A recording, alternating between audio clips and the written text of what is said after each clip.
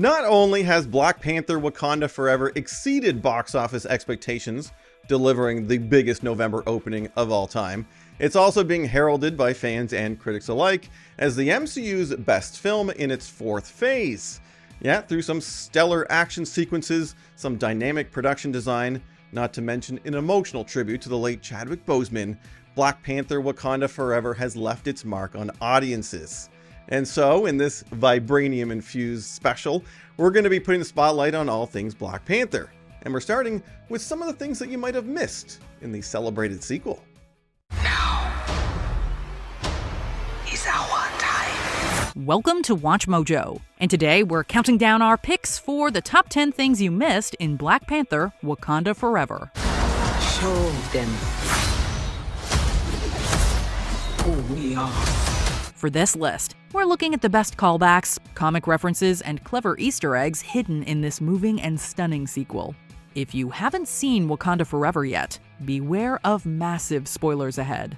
Which new character from the sequel do you want to see more of? And did you notice the scene where Queen Ramonda enters Wakanda mirrors how T'Challa arrived in 2018's Black Panther?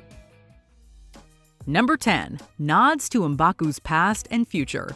In one of Black Panther's funniest scenes, Jabari tribe leader M'Baku playfully threatens to turn Ross into food before confirming that none of his people eat meat. One more word, and I will feed you to my children.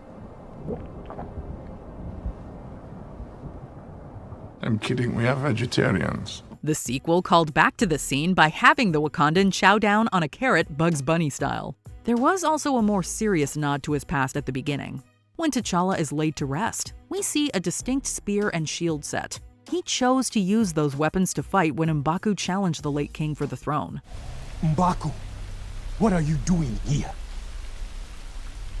It's challenge day. Wakanda Forever brought the Jabari leader's MCU journey full circle by setting his last scene in the same place he fought T'Challa. But this time, M'Baku might be welcomed as the new king. Great Gorilla M'Baku. This is why we are here. Number 9. Killmonger's connection to synthetic heart-shaped herb. Yeah, go ahead and burn all that. My king, we cannot do that. It is our tradition. Since Killmonger burned nearly all of Wakanda's heart-shaped herbs in the MCU, it looked like the future Black Panthers would not get superpowers. But after Shuri creates a synthetic version of the plant, she takes it and sees her cousin on the ancestral plane. Their meeting is an emotional scene and a deep reference to another story. Well, maybe your home's the ones that's lost. That's why they can't find us. In the comics, Killmonger finds a way to make a synthetic heart-shaped herb. He eventually offers it to a man who wants to follow in Black Panther's footsteps. Although Killmonger didn't make the synthetic herb in the film, his actions made it necessary for Shuri to make one. In a way, he is responsible for allowing people to get Black Panther powers in a new way on multiple worlds. He burned the garden of the heart-shaped herb. Well, of course he did. It's what he was trained to do. Number 8. A vocal Black Widow cameo. It was great to hear Trevor Noah return as the voice of Wakanda's AI program. The lab is under attack. What? Where? Deactivating hologram. However, we loved that the movie had another sneaky vocal role.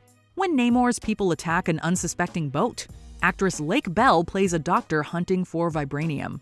Before appearing in this movie, she played Vanessa Fisk in Spider-Verse and multiple Black Widows on What If. She's Natasha Romanoff. Who? Yeah, I'm also supposed to be the last person on this planet. Bell was perfectly able to capture the toughness and dry wit of the Avenger with her voice alone. Unfortunately, Namor ensured that her time as Graham in the live-action universe came to an abrupt and watery end. But if a future MCU movie ever wants to introduce a new Black Widow variant from another world, we'd love to see Lake Bell back on the big screen. Where are we? On a world that lost their widow. It's a mess. Thank you. Number 7. Shuri and Namor's feud was deadlier in the comics. Without the Black Panther, Wakanda will fall. To say things got pretty heated between the nations of Wakanda and Talokan in the movie would be an understatement. After Shuri refuses to give Riri Williams to Namor, he leads an attack that ends with the princess's city flooded and the queen dead. Although the Wakandan royal didn't attack Talocan directly on screen, she definitely did on another world. If Wakanda is an ally or an enemy, you can come and find out. A comic version of Namor also chose to flood Wakanda. In that world, Shuri eventually retaliated by sending her army to his home and taking the lives of countless citizens. Namor answered that attack by goading Thanos' forces to attack Wakanda. You are in Wakanda now. Thanos would have nothing but dust and blood. Although his cinematic counterpart might still clash with Shuri, we're glad they broke the cycle of constant violence for the moment. Number 6. Valentina's relationship could lead to a shocking reveal. The mysterious Contessa has been making surprise appearances ever since she power walked into the MCU. Well, these boots are not made for walking. Valentina Allegra de Fontaine. Val shocked us twice when she appeared in Wakanda Forever and revealed she and Ross were once married. This small detail could lead to a huge reveal soon. Yeah, well, things are about to get weird. In the comics, she dated Nick Fury himself. Their chance at happily ever after was once ruined when it was revealed that Val was actually a shape-shifting Skrull. If this plotline is also playing out in the MCU, it would make the scenes where she's trying to get vibranium a lot more sinister. We'd also be very worried about the fact that she knows several powerful fighters. Will Val shock us and her ex Ross with an alien reveal? Wow. Couldn't have worked better if I'd planned it myself. Oh, well, maybe I did. Number 5. A new yet familiar origin for T'Challa's son. No fair, Zari! You didn't give me enough of a head start! No fair? Aren't you the one who called no powers and shrunk and flew away? After Shuri takes time to cope with her grief, she's filled with hope upon learning her brother had a son named T'Challa, aka Toussaint, with Nakia. It's revealed that the boy was kept a secret to give him time to grow up out of the spotlight. This plotline closely mirrors the origins of another version of T'Challa's son. In a world where Ultron slayed heroes like Black Panther, Azari T'Challa was raised in secret by Tony Stark. Your dad wasn't the last Avenger. Tony was. You know, the Knight, Iron Man. He got captured by Ultron, and we're going to go rescue him. The young Wakandan learned how to hone his powers and work on a team with other burgeoning heroes. While the MCU's young T'Challa lives in a more peaceful world, people may expect him to fill his father's and aunt's shoes and become the next Black Panther. Sorry, robot. I'm just too fast. Number 4. Tiny references to 2 Avengers. Although Wakanda Forever didn't feature big cameos from other Avengers, there were small reminders hidden in the film. During a news report, information about a treaty in New Asgard can be seen at the bottom of the screen. My friends, we must not quarrel. In times like this, we need to unite, come together. This reference to the previous Marvel film Thor: Love and Thunder is paired with a nod to the next movie in line. The news lets us know that Scott Lang has a popular autobiography called Look Out for the Little Guy. At this point, it's unknown if the book is connected to the Ant-Man podcast episodes we heard about in Ms. Marvel. Due to my extensive research and my diligent studying of Scott Lang's podcast interviews, who by the way seems like a pretty cool guy. Or if they'll publish it in our world when the 3rd Scott Lang movie comes out. But hopefully the memoir will help people remember Ant-Man's name. Everywhere I go, people tell me the same thing. Thank you, Spider-Man! Number 3. Namor may have hinted at his own death. my ancestors would often say, only the most broken people can be great leaders. Tenoch Huerta made an incredibly impressive debut as Namor in Wakanda Forever. However, there is a chance we might also see the character's demise soon. During the Secret Wars arc in the comics, Namor and Black Panther put aside their differences to fight Dr. Doom. Both nations want the same thing, which is to preserve and to protect their people, but they're willing to go about it different ways. I need to know if Wakanda is an ally or an enemy. Namor is very much concerned with what he needs and what he wants. The Aquatic King, unfortunately, is slain by the villain in the heat of the battle. Fortunately, he is resurrected when his homeworld is restored. We know that the MCU will release a Secret Wars movie within the next 4 years. And in Namor's final scene, he hints that the new Black Panther Shuri will turn to him for help in the future. Could that piece of dialogue be hinting at an epic and tragic team-up in the Secret Wars film? Who are you? My enemies call me Namor. Number 2. Riri's many parallels to Iron Man's debut. When we're introduced to Riri Williams, we learn she's attending MIT just like Tony Stark did. That was just the beginning of many Iron Man parallels. After the authorities come to capture Riri, she has to quickly put on a prototype suit she made with spare material. Tony notably did the same to escape his imprisonment in his 2008 film. Additionally, both Iron Man and Ironheart get into mortal danger after they fly higher than they should.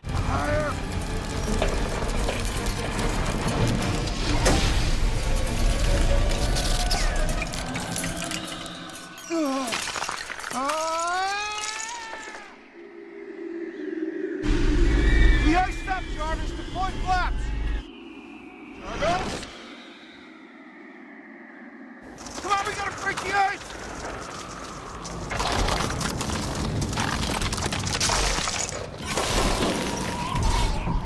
And tragically, just like Yinsen sacrificed himself to save Tony, Queen Ramonda gave her life to rescue Riri. We have a feeling Riri will follow in Iron Man's footsteps and honor the person who saved her by becoming a great hero. Let's go! Number 1. Shuri recreates memorable T'Challa scenes. One of the most significant things Killmonger asks Shuri in Wakanda Forever is if she'll be like her brother. After hearing his question, she angrily knocks a vibranium suit clear across the room with super strength. This moment was a dark reflection of the humorous scene where T'Challa did the same thing to an outfit. Strike it. Anyway. Mm-hmm. Not that hard, genius! You told me to strike it. You didn't say how hard. I invite you to my lab, and you just kick things around. Well, maybe you should make it a little stronger. Hey, wait a minute. The nanites absorb the kinetic energy and hold it in place for redistribution. Very nice. Once Shuri puts on a suit, she nearly kills Namor because he drowned her mother. But she decides not to let anger win. Shuri's explanation to Namor is essentially the exact same thing T'Challa said to the man who killed his father. Vengeance has consumed you. It's consuming them.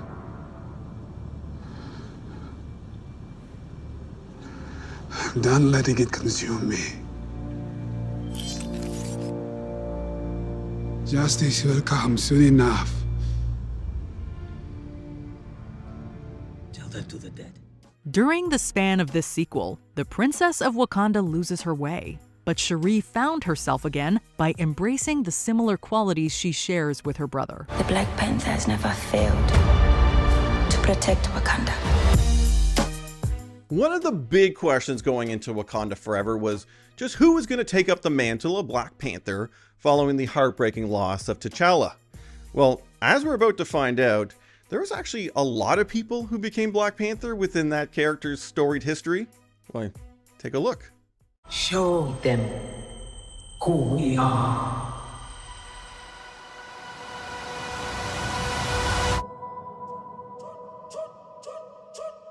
Welcome to Watch Mojo, and today we're counting down our picks for the top 10 characters who have also become Black Panther. You are not fit to be a king. Come on. For this list, we'll be looking at the most interesting and powerful people who have taken on the mantle of Wakanda's hero who weren't named T'Challa. Which of these Black Panthers would you like to see more of? Number 10, Mosi, aka Black Panther 1 million BC. Ever wonder what a Black Panther movie would look like on Fred Flintstone's Stone Age TV? Well, a Wakandan hero named Mosi has you covered. He was rumored to be the very first person that Boss pushed to take on the legendary mantle. Mosi carried out the sacred task while wielding claws and a pelt he probably got from an actual Black Panther. On one occasion, he was even worthy enough to lift Mjolnir. Your hammer. I would like to lift it someday.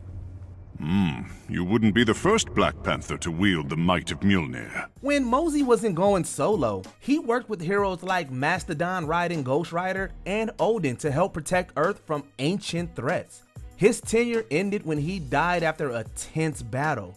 In the wake of Mosey's death, his nation adopted an isolationist policy that would influence future Wakandan leaders. Those men and women killed in Nigeria were part of a goodwill mission from a country too long in the shadows. Number 9, T'Chaka. Leave us. This is James. I trust him with my life. He stays. With your permission, King T'Chaka. As you wish. Most people remember T'Chaka as the man who mentored and molded his famous son T'Challa into a great man. But the patriarch shouldn't be remembered solely for his great parenting skills. After T'Chaka ascended to the throne, Hydra agents led by Baron von Strucker came knocking on his door. But the heroic king was able to lead his people to a decisive victory. It looked like Ulysses Claw would also face a crushing defeat when he came to Wakanda. This man, Ulysses Claw, stole a quarter-ton of vibranium from us and triggered the bomb at the border to escape. Unfortunately, when the villain aimed a sonic cannon at T'Challa, T'Chaka sacrificed his life to save his son. The selfless actions of the royal king and his wise lessons were never forgotten by his eldest child or his nation. You're a good man, with a good heart, and it's hard for a good man to be king. Number 8, Alumo Bashinga, Wakanda's first king. Bashinga, where are you, brother? Huh?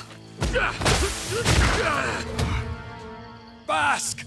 I told you to run! A warrior shaman permanently etched himself into Wakandan history by becoming the first king of the nation. But it wasn't an easy trip to the top. After gaining the powers that would make him legendary, Bashinga had to constantly prove that he was meant to lead. He single-handedly held back powerful storms, fought dangerous enemies, and rescued his people from near disaster. Bashinga's deeds eventually made him the perfect candidate to be crowned as the ruler of most of the tribes. 4 tribes agreed to live under the king's rule, but the Jabari tribe isolated themselves in the mountains. While not everyone agreed that he should be king, it's undeniable that the Wakanda we know and love wouldn't exist if he hadn't stepped up. Generations of warriors owe everything to Bashinga's bold actions. You want to take it, so I'll be weak like you. Put it down. I won't ask you again. Number 7, Steven Rogers, aka Captain America. Nick Fury has a habit of keeping some pretty big secrets from Captain America. It's called compartmentalization. Nobody spills the secrets because nobody knows them all. Except you. In one reality, the director of S.H.I.E.L.D. completely lies about how he got T'Challa to work for the US. When Cap learned the Wakandan royal was being forced to remain stateside, the Star-Spangled Man decided on a wild plan. You're going after him. You don't have to come with me. I know. When do we start? Steven Rogers pretended to be Black Panther on missions while T'Challa secretly returned home. This isn't the only time heroes have worn each other's outfits in comics, but the grim reason why Cap donned the Black Panther suit makes this storyline one of the darkest costume swaps in history. Number 6, Ngozi's venomous Black Panther. After getting in an accident in the city of Lagos in an alternate universe, a young woman named Ngozi was no longer able to use her legs.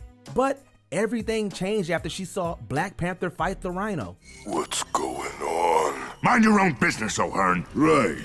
My business. Better get to it then. During the battle, Ngozi touched a sample of the Venom symbiote that the hero had. This interaction gave her a suit that allowed her to walk and made her look like Lady Venom. Hi, Eddie. Whoa. Ngozi used her new abilities to defeat the Rhino quickly. Unfortunately, Black Panther tragically died in that battle. He killed T'Challa in ritual combat. Does that really matter? So, she was chosen to become the next Wakandan hero. Since parts of Ngozi's backstory have been criticized for being ableist, her origins would likely be altered before she appears in any mainstream stories. Number 5. Officer Kevin Casper Cole. While Kevin Casper Cole was working for the NYPD, he took an opportunity to grab a durable Black Panther suit that was in police storage. Old tech, functional, but old. Hey, people are shooting at me. Wait, let me put on my helmet. He ran around New York City dispensing his own brand of justice while looking like the hero. After other Wakandans caught on, Cole considered making a formal challenge for the mantle. If any tribe wishes to put forth a warrior, I now offer a path to the throne. But it didn't go his way. While backed into a corner, he made a deal with Killmonger to get superpowers from a different version of the heart-shaped herb. The heart-shaped herb did that. It's all of it. Yes. So when it comes time for another king, we will be ready. Cole's bargain also meant he had to completely switch up his identity and become the White Tiger. Although his tenure as Black Panther has a big asterisk around it, his determination made him a great hero in his own right. Number 4. Ororo Monroe, aka Storm. In many stories, Black Panther and Storm become so close that they marry and become king and queen of Wakanda. Need a little help? Actually, I just resolved the conflict. Thanks anyway. I meant help standing up. His death in one of these realities led to the weather-controlling heroine putting a cool twist on her husband's identity. I'll be fine. Besides, I won't be alone. The Panther is there. While the full story is very complicated, the short version is that comic book science leads to the creation of a storm that's made of memories and energy. Tony Stark helps her contain her massive power by building a suit that is modeled after the Black Panther outfit. While calling herself Ghost Panther, she goes on a mission to expose her evil clone. Despite having an extremely complex backstory, seeing a Black Panther that has all of Storm's powers is simply cool.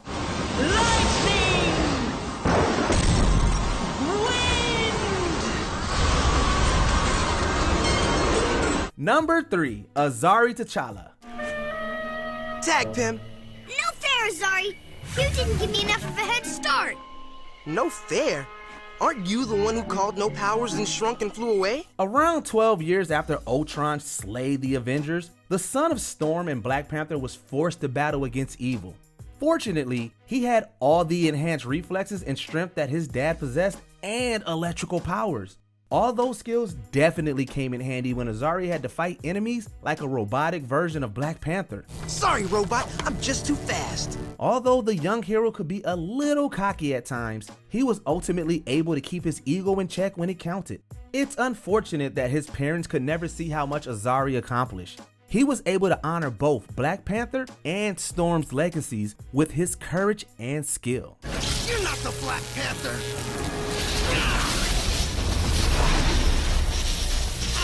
Number 2, Njadaka, aka Eric Killmonger. I'm exercising my blood right. The challenge for the mantles of King and Black Panther. The MCU's Killmonger spent years becoming a deadly fighter before he stepped foot into Wakanda for the first time. After making his way there, he challenged T'Challa for the title of Black Panther. In a shocking upset, Killmonger won a heated fight and won the right to bear the title. Nah, I'm your king. No, we have to go now. Queen Mother, let's go.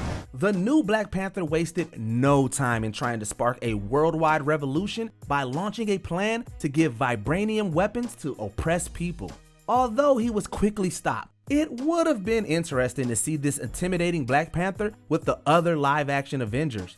Based on what we saw on the animated What If, Killmonger's version of the hero wouldn't always play nice with others. Hand over the stones, cousin. I'm not your cousin. I'm sorry it has to end this way. Number 1, Shuri. Although Shuri's genius and fighting skills made her well respected in Wakanda, she secretly wished she could become the Black Panther. Is there any member of a royal blood who wishes to challenge for the throne? She was finally given a chance to get tested for the title while her brother T'Challa was recovering from a battle with Dr. Doom. Unfortunately, the Panther goddess didn't think Shuri was the person for the job. Despite the rejection, Shuri put on the Black Panther suit and fought for her country anyway. Her immense courage is rewarded when she gains the power that were once denied to her. While in the suit, Shuri made a name for herself by facing off against tough enemies like Namor and Dr. Doom. I need to know if Wakanda is an ally or an enemy. You can come and find out. It soon became clear that she was always meant to become the Black Panther. Woo! Let's go! Okay, we all know that the Black Panther is imbued with super strength and agility, but what if I told you that our Claude hero has powers you don't even know about? Well, here's 10 for you.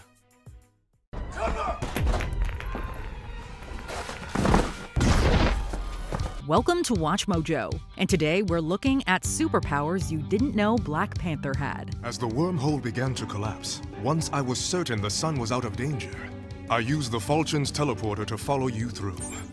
For this list, we're looking at the obscure and unusual abilities that the iconic Wakandan hero has used throughout comic history. We'll be looking at powers he gained in Earth 616 and beyond that he gained within his body and with the help of tech. Which of these comic superpowers would you love to see on the big screen? Quick Healer.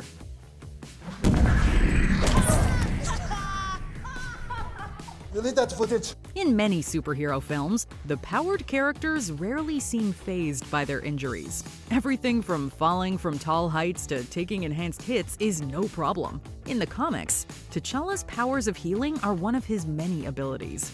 The heart-shaped herb that grants his connection to the Wakandan goddess also boosts his ability to heal. I am Prince T'Challa, son of King T'Chaka! You can do this, T'Challa! However, that doesn't mean T'Challa can pull a Wolverine and recover from an atomic bomb in seconds. His powers make small injuries like cuts, scrapes, and bruises disappear more quickly. Obviously, this helps in between fights. Giving the Black Panther any time to recover probably means that he will return to take you down. I never yielded! And as you can see, I am not dead! Experts scent and sight for hunting.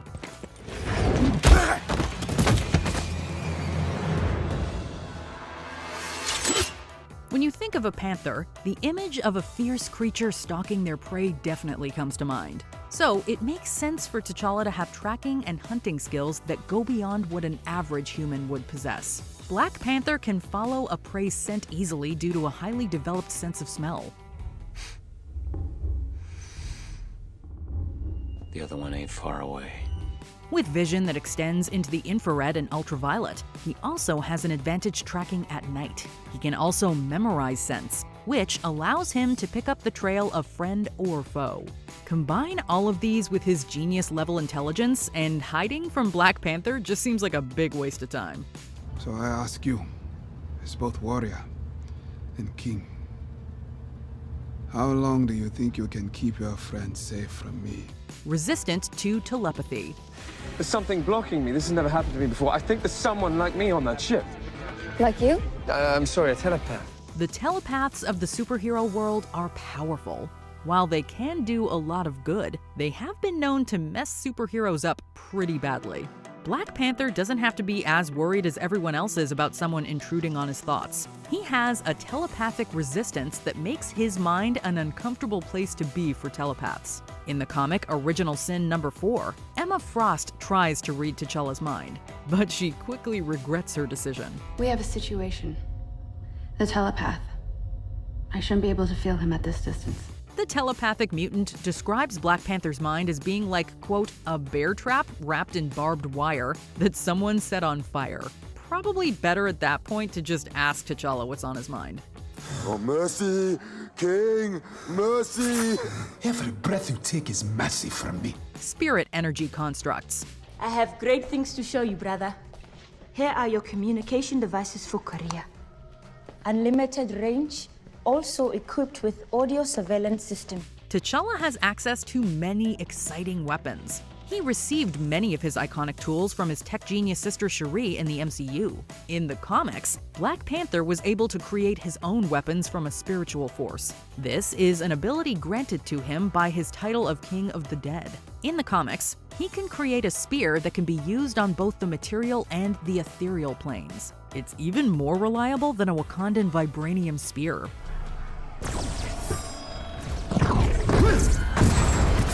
And when you might be called upon to fight gods or monsters from many multiverses and planes of existence, it's a pretty handy weapon. Invisibility.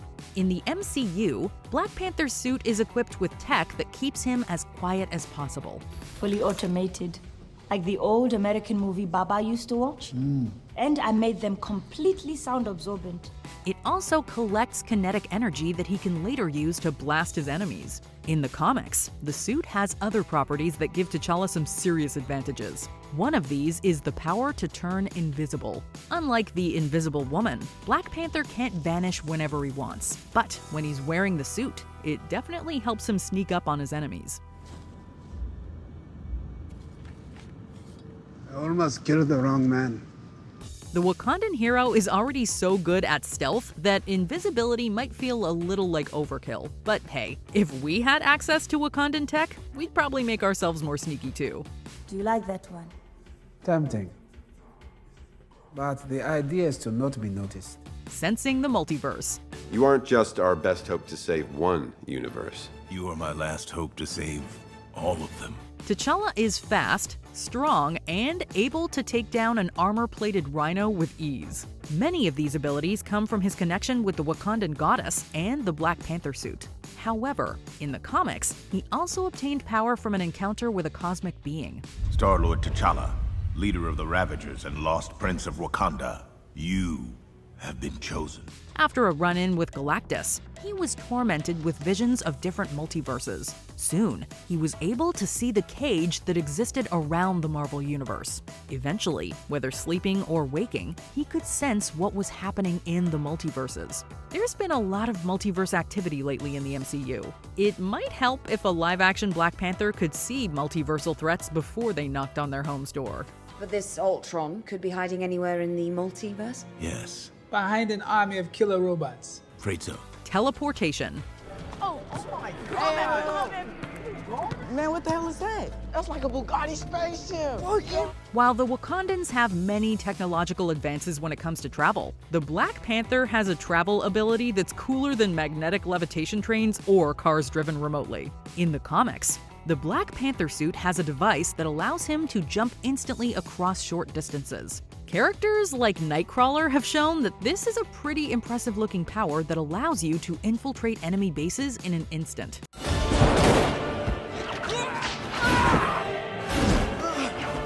My God. As an added bonus, teleportation is a really good way to freak out your opponent before an attack. It also means that you don't have to rely on interdimensional portals from friends like Doctor Strange when you're needed at an important battle.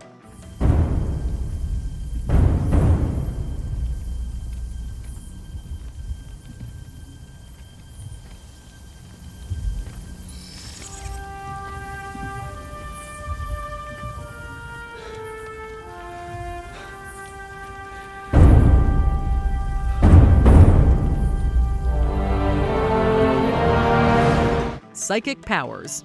Not only can he read minds, he can communicate with them as well. Laura and I have just had a lovely conversation. Yes, we did. That is incredible. but I cannot take you anywhere else without permission from upstairs. Would you like to see one more magic trick? Okay. Get in the car. Good idea. While Black Panther doesn't typically boast psychic powers, the rare occasions where it comes up have paid off. During a unique storyline started in Black Panther number 11, T'Challa woke up one day suddenly able to read minds in a limited capacity and see the future. Hey, what was that? Went forward in time to view alternate futures, to see all the possible outcomes of the coming conflict. How many did you see? 14,605,000. How many did we win?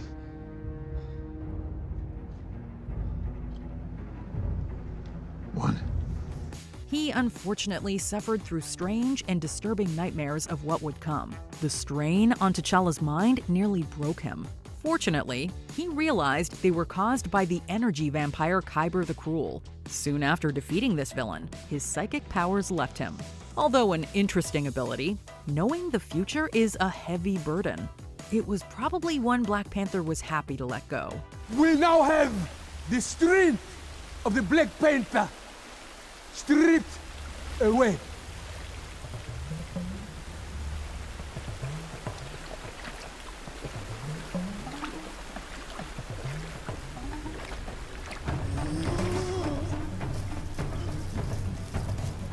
Necromancy. We've seen T'Challa miraculously escape death. T'Challa? Bucky. Is it really you? Who did this to you? We don't have much time. We have to run. Now. He also travels to the spirit world to talk to previous Black Panthers and share their wisdom. Although these feats are a result of the heart-shaped herb's connection to the spiritual plane, the link goes further in the comics. In my culture, death is not the end. They are still with us, as long as we do not forget them. At one point, the Wakandan deity makes T'Challa king of the dead. The powers that come with this new title include ruling over spirits and zombies. If T'Challa felt like it, he could instantly bring a deceased comrade back to fight a battle. This is definitely something that could come in handy for a Black Panther in the MCU. After all, what if zombies decide to make an appearance? Because once Earth's mightiest heroes joined the infected, no one else stood a chance. Unless, of course, they knew the rules. Okay, who had money on necromancy being one of BP's powers? Anybody? All right, well, for our last video today, we're going to be taking a look at someone who challenged the inhabitants of Wakanda like no one else before. The main adversary of Wakanda Forever, Namor, carried out some truly devastating acts. But what are the worst things this underwater prince has done? Let's find out. I need to know if Wakanda is an ally or an enemy. Welcome to WatchMojo, and today we're counting down our picks for the top 10 worst things Namor has done. I am flattered by your attention, but I am married to Reed Richards. How can a mere surface dweller compare to the power of a prince? For this list, we're looking at this aquatic mutant's most gruesome actions. Since we'll be talking about Black Panther Wakanda Forever, there will be spoilers ahead.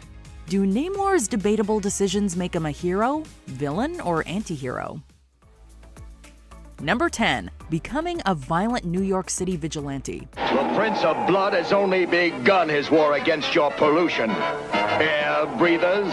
As far as Namor is concerned, if you're not a part of the solution, you're part of the problem. The web-slinger discovered this the hard way when pollution reached the royals' underwater kingdom. When Namor's cousin is poisoned by bad chemicals, the Submariner was ready to wreak havoc. His first impulse is to just destroy anything in New York City that could cause toxins. I had hoped you would use your newspaper to help me fight pollution. Yet you eagerly pollute your lungs and other people's air as others pollute the sea and sky. When Spider-Man suggests Namor try to get influential people to help his cause, the Atlantean decides to capture newspaper mogul J. Jonah Jameson and threaten his life. Although Namor soon figures out that crime boss Kingpin is responsible, the Submariner causes a lot of collateral damage.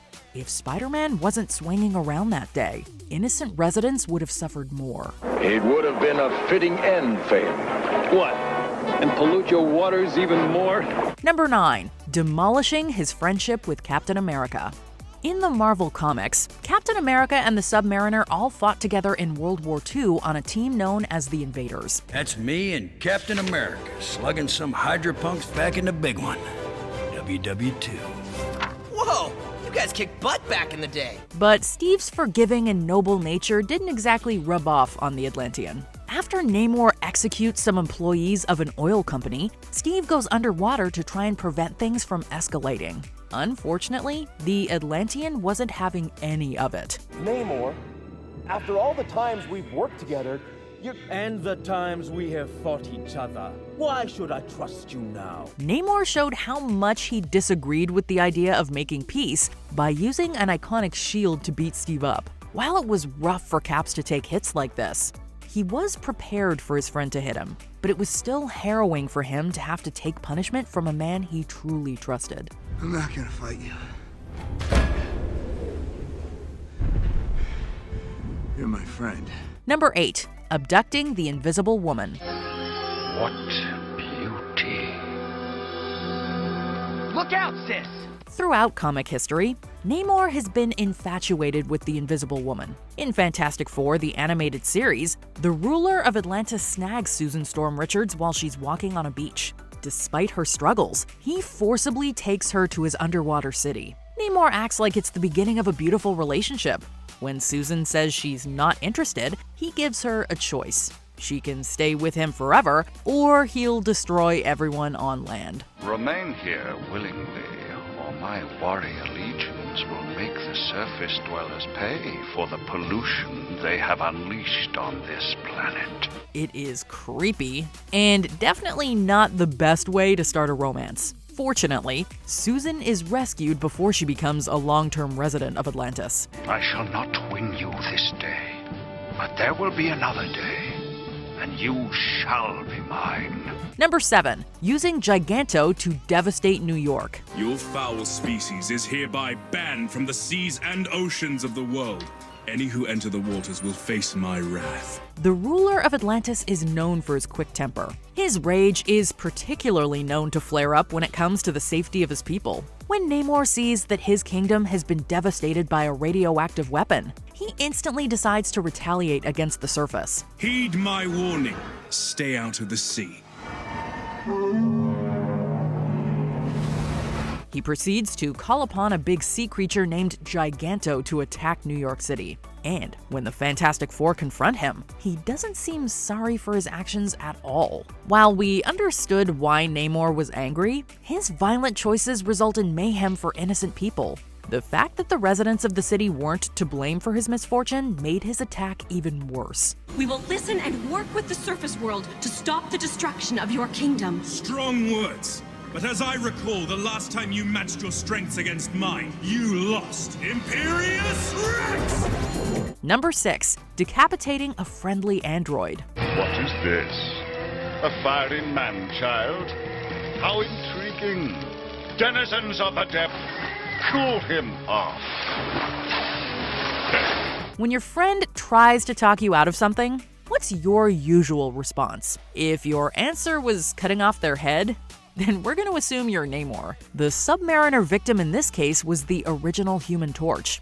Although this fiery hero was an android, it didn't make his fate any less harsh. When the Human Torch heard about Namor's sinister plans for the surface world, he charged into a reluctant battle with the Submariner. Their heated argument ended with Namor lopping off the fiery man's head. What did you do? I went for the head. Fortunately, the android was able to stay alive and get a new body built for his separated head. But the friendship he had with Namor couldn't be repaired just as easily. Ah, he is a fool. In the sea, I am supreme. Number 5. Attacking and submerging Wakanda. The Phoenix Force is a powerful entity that roams the universe seeking a host. Because it's the spark that gave life to the universe, and the flame that consumed my world. During the Avengers vs. X-Men comic, Namor is one of the 5 mutants who get this tremendous power. When he discovers that rebellious Avengers are in Wakanda, he decides to attack the city. The crown is going to explode and wipe out the city. I like the sound of that. Hello, princess. Countless numbers of residents are suddenly at the mercy of tidal waves and sea monsters just so Namor could get at Earth's mightiest heroes. The threat of Namor becomes so immense that a bunch of additional Avengers show up through portals to bring him down together. In the end, Wanda is able to magic the Phoenix Force out of the Submariner, but her spells could not undo the devastation he wrought on Wakanda. This will be the end of Wakanda. Then it will be the noblest ending in history. Number 4. Mutating humans without their consent. The machine emits radiation that triggers mutation in ordinary human beings. Can walking in someone else's shoes really help you understand them better? Perhaps this was Namor's motivation when he forcibly changed all of the humans in a coastal town so they could only breathe underwater. Thanks to a chemical bomb from Namor, the residents of a normal town almost immediately began to suffocate on the air. What the hell have you done to me? Senator, this is pointless. Where would you go?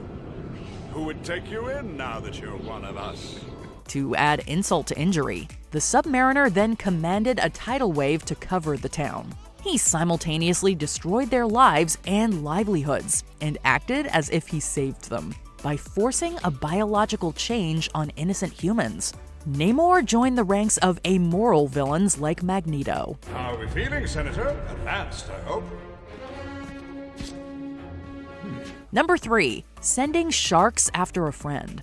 The heroic oceanographer known as Stingray was originally supposed to capture Namor before realizing that the Submariner wasn't such a bad guy after all. And who is responsible for the sea monsters attacking the surface? Who brought that violence and destruction? Yeah, take that! Although no one has actually been hurt. But we bet the Doctor regretted his decision in one key moment. Before Namor launched an ambitious attack, he asked Stingray to join his twisted cause. When the oceanographer refused, he was beaten to a pulp by the undersea ruler. Namor followed the horrible beatdown by ordering sharks to devour Stingray.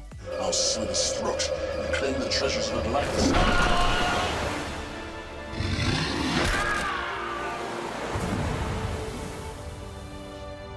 Outrageous. This action was so harsh that a supervillain named Tiger Shark instantly agreed to work for the Submariner right after. Shockingly, Stingray survived both the harsh beating and the cruel shark attack. But we don't think he'll be hanging out with Namor anytime soon. I have much to consider. My ban on humans will remain, but in the interim, the Fantastic Four may leave Atlantis and return home.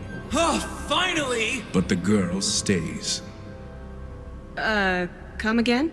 Number 2. Killing Queen Ramonda. There is a new world power at play.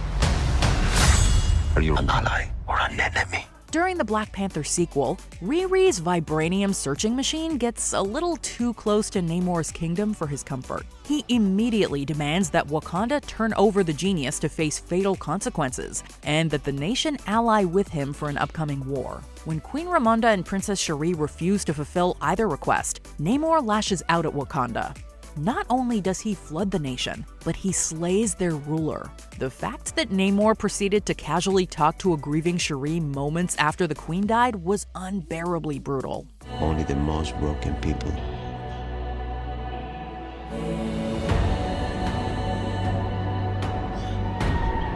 can be great leaders. Admittedly, this attack didn't have the highest body count, but the fact that it all started just because Namor was threatened makes his actions particularly harsh. You saw an underwater empire. This is what destruction sounds like. Yes, but these people are dangerous.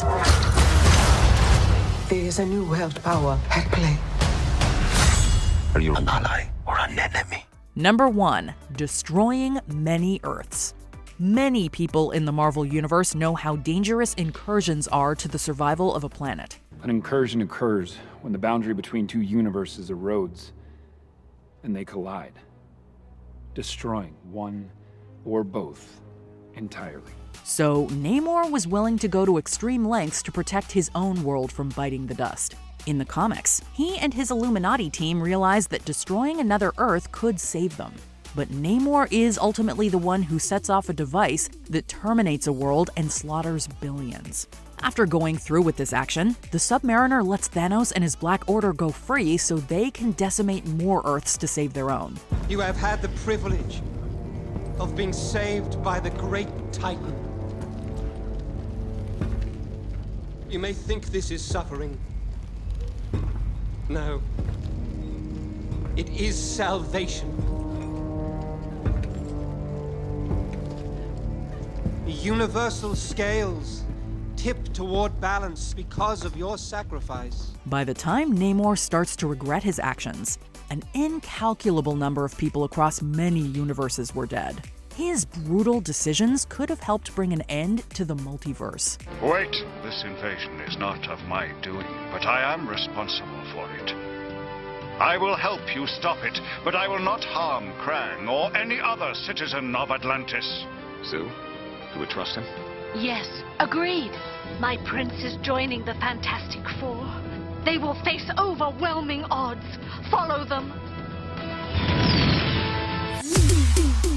All right, well, that's going to do it for this special look at the wonderful world of Wakanda. I can't wait to see where this franchise takes us next. I've been Matt from WatchMojo, and I'll see you next time.